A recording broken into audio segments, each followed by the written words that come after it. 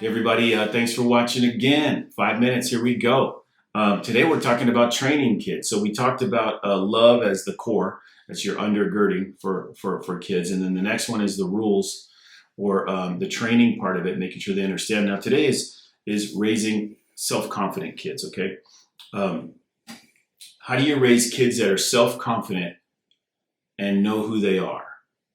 And it is something that we all have to do. And I will tell you, the way you do this is by giving kids freedom, certain amounts of freedom. So there's definitely a balance in that. Now remember, kids need the ability to make decisions in their life, but they only make minor decisions. They don't make major decisions. They don't make major decisions. What are major decisions? Okay, my kids don't tell me when they're going places and what they're doing. I tell them when they're going and what they're doing. They don't tell me I'm going to church today or I'm not going to church today. No, they're going to church today. Those are decisions that I make.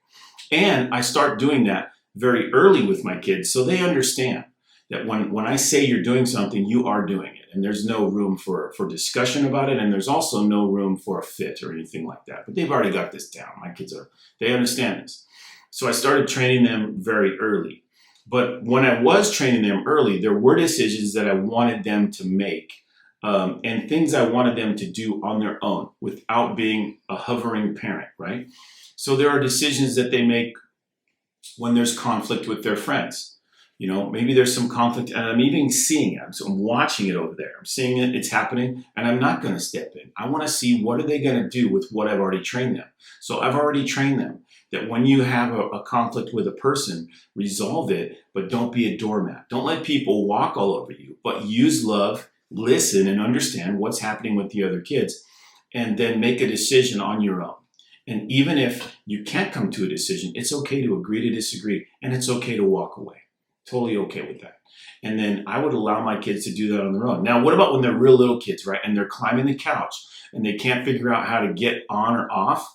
Do you run over there immediately? No. Give them a minute.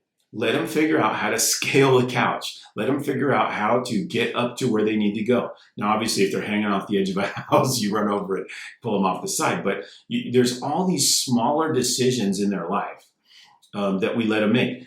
We let them make decisions on the clothes that they wear to a point. I mean, if the kid comes out and it's like ketchup and mustard or, you know, really weird clothes combinations, I'll say, yo, this isn't a good combination for you, but this is what I want to wear. No, go back and put something on. You're not walking out of the house with me like that. You know what I'm saying? So there's balances to it. But for the most part, we let them choose, let them make choices, let them make decisions. Let them make decisions on the things that they want to do for the day when they're in the house and things like that. The bigger decisions, those are up to me because I'm the parent. So this is how you raise self-confident kids. Remember, if a kid wants something or is trying to make a decision that is an unreasonable decision for you, then fits and crying or any type of outburst is unacceptable every single time.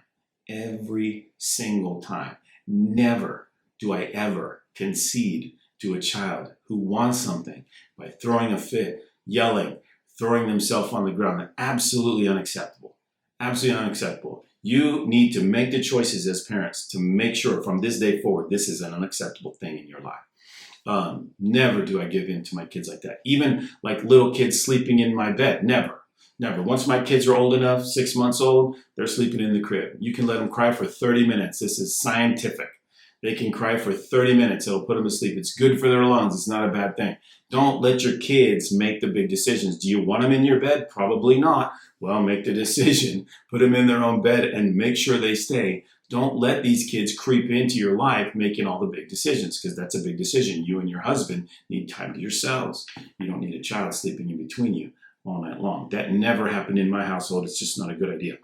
Don't get in the midst of conflict when necessary. If it's necessary, when conflict escalates to a place you have to step in, absolutely. But let your kids resolve these kinds of things and make small decisions to see what they can come up with. And it gives them the confidence to know that they're doing well and that they can make decisions. So teach your kids how to respond in love. Don't be a doormat. When that doesn't work, you can step in. But remember, your kids are confident kids, and they are willing to do what you've trained them to do. So hope that helps. Have a great day.